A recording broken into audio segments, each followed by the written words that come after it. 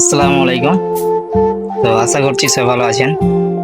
তো যারা চিন্তা করছেন যে জমি জায়গা ক্রয় করবেন, ক্রয় করার আগে আপনারা অবশ্যই কাগজপাতি সঠিকতা যাচাই করবেন, জমির মালিকানা যাচাই করবেন এবং আরএস রেকর্ড পর্যন্ত যতটি দলিল হয়েছে বা আরএস রেকর্ডের মালিক জমি বিক্রি করছে এরকম যদি সঠিকতা কাগজ থাকে তো আপনারা সমস্ত ডকুমেন্টস আরএস রেকর্ড পর্যন্ত অবশ্যই দেখতে চাইবেন।